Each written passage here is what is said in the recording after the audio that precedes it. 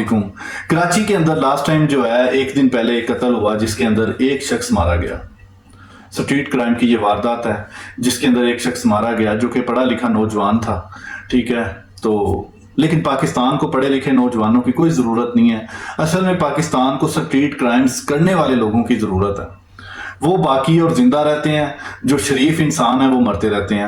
آج کی جو خبر ہے وہ بھی یہی ہے کہ آج بھی ایک شخص جو کوئٹہ کا رہائش پذیر تھا، وہ کراچی کے اندر آ کے کام کر رہا تھا، اس کو بھی موبائل چھین بھی لیا، اس نے موبائل دے بھی دیا، پھر بھی اس کو قتل کر دیا گیا۔ تو یہ نظام کس نے سیٹ کرنا ہے؟ یہ کون ہے؟ کس کو قصوروار کہیں؟ آخر ہمیں وہ شخص بھی تو ملے کہ جس کو ہم یہ کہہ سکیں کہ جناب مہربانی کیجئے، ہم پر رحم کریں، آپ ہم سے بھاری ٹیکس وصول کرتے ہیں، آپ ہر چیز پر ٹیکس لے رہے ہیں، تو پھر یہ نظام کیوں نہیں درست ہو رہا؟ گورنمنٹس آتی ہیں، ٹھیک ہے، چلے جاتی ہیں، کراچی کا نظام ویسے کا ویسے ہی رہتا ہے، ہم کس کو پکڑیں؟ تو یقیناً ہمیں اپنے گریبان میں دیکھنا چاہیے، کراچی کی عوام کو گریبان میں دیکھنا چاہیے۔ میرے خیال میں اس پر ایک پرزور احتجاج کی ضرورت ہے تاکہ احتجاج کیا جائے اور گورنمنٹ کو یہ بتایا جائے کہ اگر نیکسٹ ایسی واردات ہوگی، ٹھیک ہے، تو ہم آپ کے تھانوں کو تھانے نہیں رہنے دیں گے، کیونکہ ہمیں آپ کی ضرورت ہی نہیں ہے۔ پولیس کی جو ڈیوٹی ہے وہ ہو ہی نہیں رہی، ٹھیک ہے، اگر پولیس کم ہے تو بڑھائیں، ٹھیک ہے۔ یہ مت سنائیں کہ ہمارے پاس مطلب سورس نہیں ہے، یہ نہیں ہے، وہ نہیں، کس نے پیدا کرنے تھے؟ 75 سالوں میں آپ نے کیا کیا؟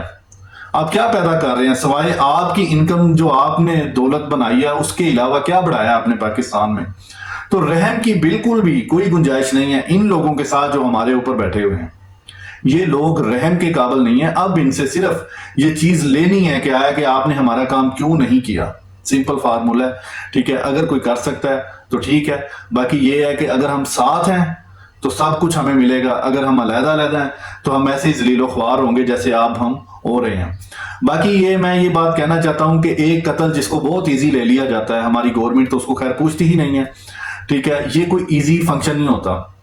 ایک قتل، ایک شخص کے پیچھے اس کی فیملی ہوتی ہے، ممکن ہے کہ اس شخص کی کتنی بہنیں ہوں، ممکن ہے کہ اس کی بیوی ہو، ممکن ہے کہ اس کے 4 بچے ہوں، ٹھیک ہے۔ اس کی کفالت کون کرے گا؟ گورنمنٹ کرے گی۔ اور دوسری چیز یہ ہے، میں اب یہ کہنا چاہتا ہوں کہ جب ایک بندہ شخص قتل ہوتا ہے، ٹھیک ہے، مارا جاتا ہے، تو کیا گورنمنٹ کا حق نہیں ہے کہ ایک ان نون بندہ اس کو قتل کر کے چلے گیا، اس کی رپورٹ اپنے نام سے لکھوائے؟ یہ تو کوئی بات نہیں ہے نا۔ ایک ان نون بندہ، ایک شخص جانتا بھی نہیں ہے اس کو، ایک کرائم ہے نا، کرائم ہے، وہ کس وجہ سے ہو رہا ہے کہ ایک ان نون بندہ اس کو قتل کر کے چلے گیا۔ تو رپورٹ درج ہونی چاہیے گورنمنٹ کی طرف سے کہ آیا کہ وہ شخص جو فوت ہوا ہے اس کی ہم پیروی کریں گے، اور جب وہ شخص ملے، ٹھیک ہے، تو اگر اس کے جو ورثہ ہیں موجود ہیں ان کے ساتھ رابطہ کیا جائے، ٹھیک ہے۔ تو لہٰذا یہ کام اس طریقے ختم نہیں ہوں گے جب انصاف نہیں ہوگا نا، تو یہی چیز ہوگی۔ اب قتل و غارت کا بازار گرم ہے، ڈیلی ایک قتل ہوتا ہے، ٹھیک ہے۔ تو جناب یہ جو حکمران بنے بیٹھے ہیں نا، اللہ تعالیٰ نے ان سے حساب لینا ہی لینا ہے، ٹھیک ہے۔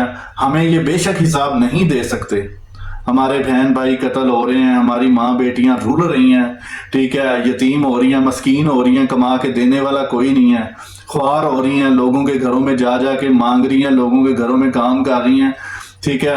مطلب اسلام پر چلنا ان کے لیے مشکل ہو گیا، ٹھیک ہے۔